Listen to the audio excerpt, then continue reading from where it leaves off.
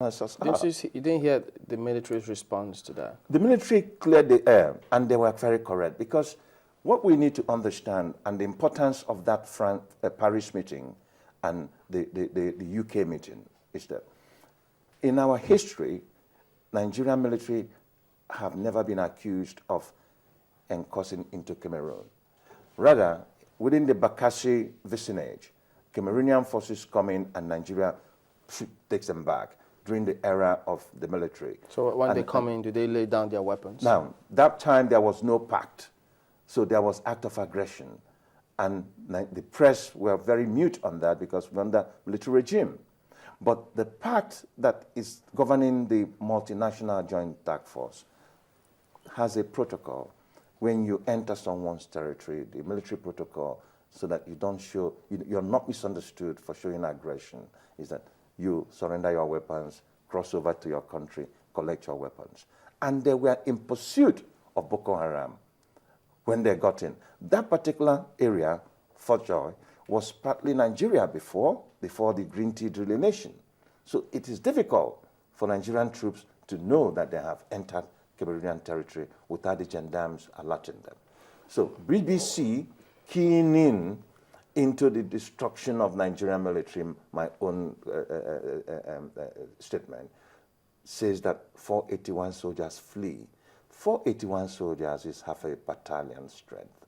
A battalion minimum is 700 soldiers, and max is 1,200.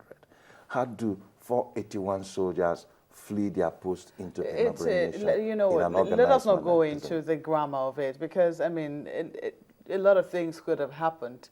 That they were in Cameroon in the very first place, it was a fact.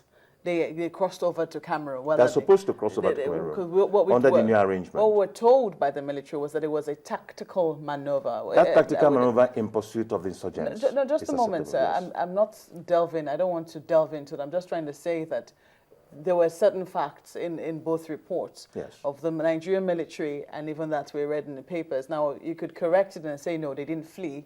They moved. It was the deliberate part of their, plan to, go into Cameroon as a result of what was happening on the ground at that particular point in time. Was a part of their plan. But that they were in Cameroon, yes, they were, is a fact. Yes. And that they had to lay down their arms is like a fact. Yes. And that they returned back with their arms is also a fact. Yes. So I think we should just leave it at that. And, I agree with you, and let the Nigerian people decide. I agree with you. What to make of it. I agree well, with coming back, because we're talking about the opportunities. I mean, you saw what happened last week. Was it last week or 2 weeks ago, when Boko Haram released a video claiming that they had made Gwoza a caliphate. Again, we have to go back to the question of what has emboldened this group of people. Not only did they do that, they released a video, and then yesterday there was an onslaught on Bama. Yes, Gwoza is very critical in this fight. Boko Haram is beginning to mimic ISIS and believing that audacious action will probably give them proper place in the ranks of ISIS. Since we have overflogged Al-Qaeda in Islamic Maghreb, Al-Shabaab, so the in thing now is ISIS and the movement of ISIS.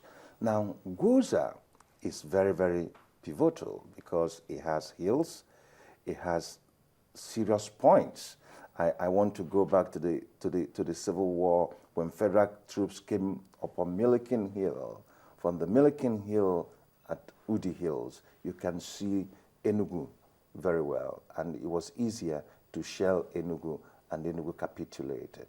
So Boko Haram seized the opportunity of an ungoverned space to do what they did in Gwoza. But according to the military release recently, the military has taken back Gwoza. So the Boko Haram, as of 2 nights ago... Military release saying that they've taken back Gwoza? Yeah, they've taken back Gwoza. And then... When was that? I spoke to the defense spokesman yesterday, and he told me that the military have taken back Gwoza. I don't think that they've released a statement. Maybe they haven't released a statement. No, they haven't. Too fast on that. Exactly. Yes. I would think that if they have, the incident in Bama that. was to replicate what happened in Gwoza. And again, if I heard the information minister clearly, he said that Nigeria have not ceded any ground to any Boko Haram. These things happen. Now, the state of Borno itself is 90,000 square kilometers. Even if you place the entire Nigerian military in that particular place, it is difficult to govern each square mile.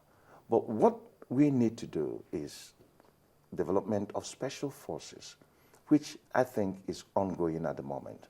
And very soon, those that have gone for this training will be back in the theater of operation. And when that happens, there will be a game changer. But I want to appeal to the president that we need to move faster. He asked for $1 billion as additional funding from the National Assembly. And on a serious matter such as this, it behooves me why a special session of the National Assembly is yet to sit to debate or discuss this funding. But they are on vacation. So we need, as a nation, need to wake up. $1 billion is nothing to secure the lives of Nigerians and rebuild the affected areas. Even the Victim Support Fund that is ongoing at the moment is just a drop in the bucket. We need at least $5 billion But that to prosecute this issue. Is it that that fund cannot increase if they want to Well, contribute if you more to really it? want to have an appreciable result, then you may do what the former president, General Babangida, did in the prosecution of ECOMOG forces in Liberia by dedicating 65,000 barrels of crude per day for that prosecution, and it was successful. So the president could also dedicate 100,000 barrels or 200,000 barrels of crude per day for this issue of insurgency, or block the excess crude funds because it's an issue of national security, or look at our foreign reserves, and that has risen to about 43 billion, and say that we are going to take in $5 billion from there in order to prosecute this and get the required result, because two strategic things are about to happen. We are going to have an election, and then there's going to be a census in 2016. You think that can go on successfully with this? It cannot if you don't develop what the game changer Nigerians are expecting. So the security agencies need to rise up to the occasion, but they cannot do that when they are poorly funded. But you know, when Ejirika was in the saddle, he did say at that time, he made some allusions to those who are funding terrorism. And Nigerians were waiting. I think the presidency also at that time said that we're going to publish these names. And so there was that vacuum. People were expecting to see if that list or that announcement will be made. But when Mr. Davis' comments came, of course, you do know that there's a vacuum. And so if that fills the void, people will relate to that rightly or wrongly. But the way we're responding to this, do you think, aren't we just dismissing what he has said, you know, just like that? To say that people are funding the insurgency is a good thing. But what I would like Mr. Davis really to further do is give the facts, substantiate your facts. Is that not for us to wait a minute, investigate? Substantiate your fact.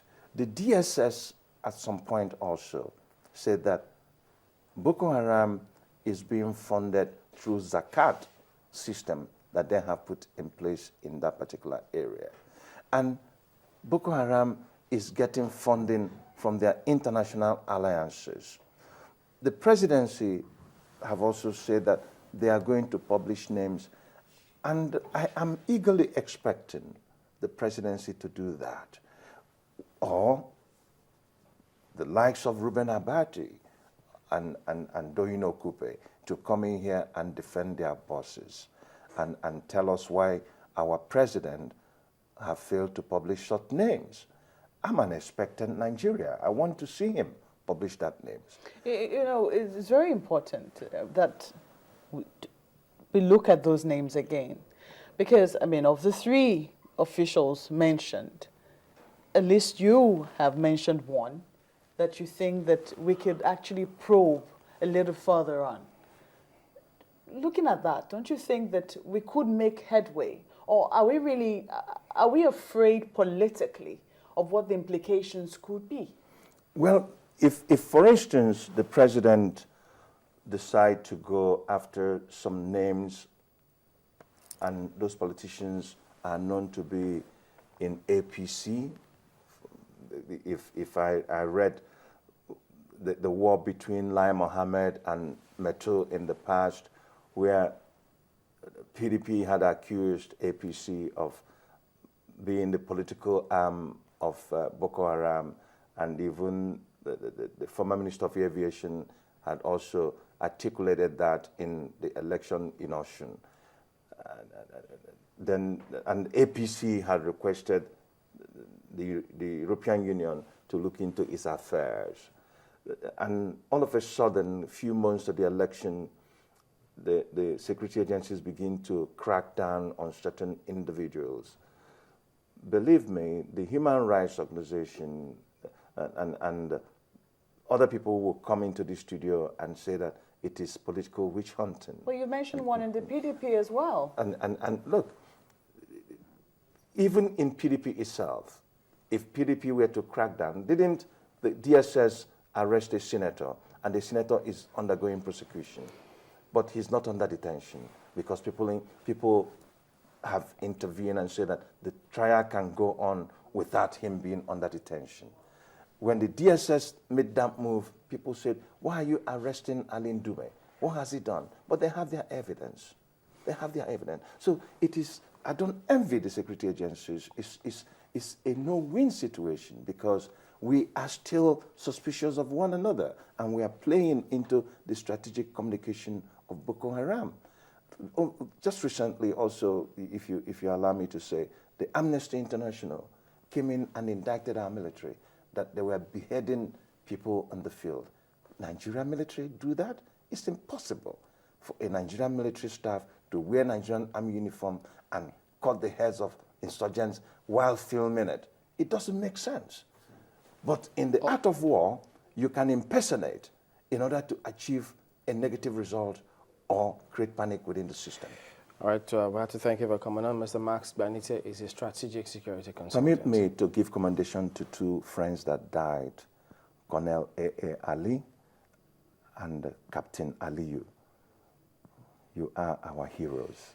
All right. And I commend the President for retaining the DGSSS. He's doing a fantastic work. All right. And join me in saying, let's support our troops. We'll be back after this. Thank you very much. Join us again.